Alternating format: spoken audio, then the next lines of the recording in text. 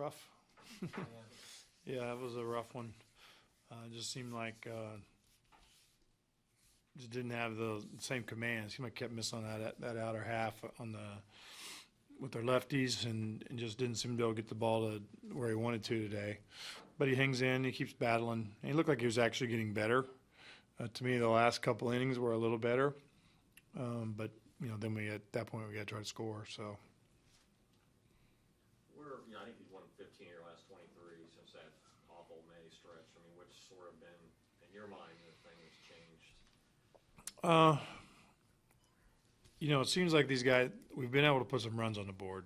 I think there for a while it seemed like we were just kind of stagnant offensively. I think we started to gain some consistency with our offense, and then our pitching seemed to be right there with it. Our starters are kind of been steady, not necessarily going 6 or 7 every time out, but have kept us in a lot of games. And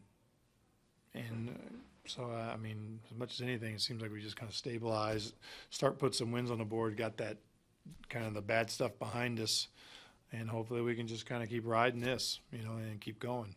Fair to say 4 runs down in the second inning looks a lot different than it did maybe a month ago.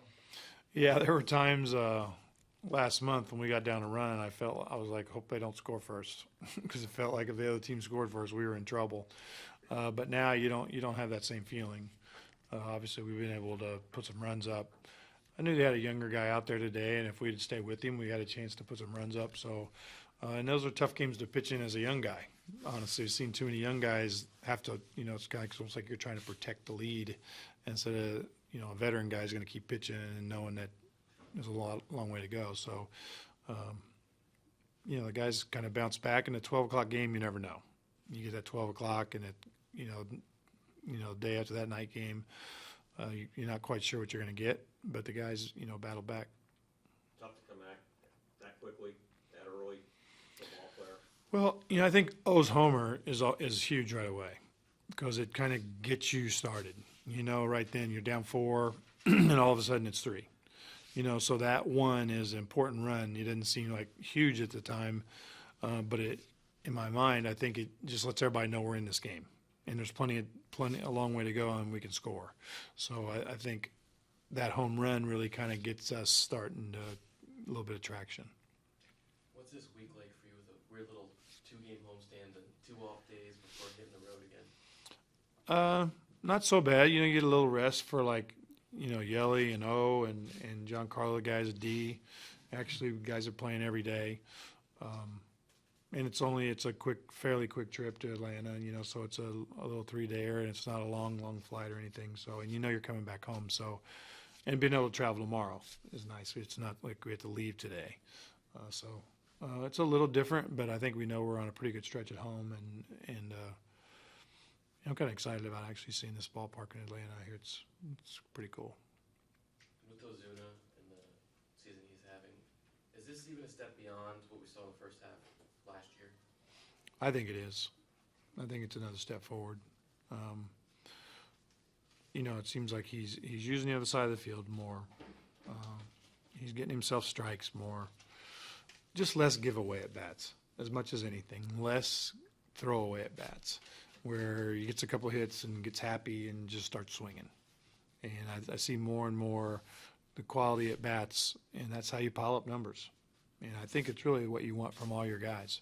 The less throwaway bats we can have. We're showing that we have an offense that can put some runs up. And in describing that growth for Ozuna, it sounds like exactly what you wanted all offseason when you talked about approach and things like that, and kind of paying attention every single inning. Yeah, pushing. I think that's what you want. You want your guys to kind of grind it out, and that sounds easy, but it's a lot of baseball. There's a lot of at bats in there, and when games weren't going good in May, when you're losing, that's tough. It's a tough stretch. But guys have kind of stayed with it, and hopefully now we're, again, on the page as a team, and O kind of has really been the most consistent guy, overall. Skip, today, HUL is ahead of Derek Jeter in terms of Mm-hmm. entering career hits. What do you think of that? It was amazing, a lot of games, right, and a lot of hits.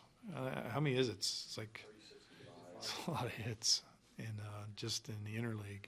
So I think it speaks a couple of things. Number one, obviously the hitters you're talking about. Him and Derek are two obviously going to be Hall of Fame guys.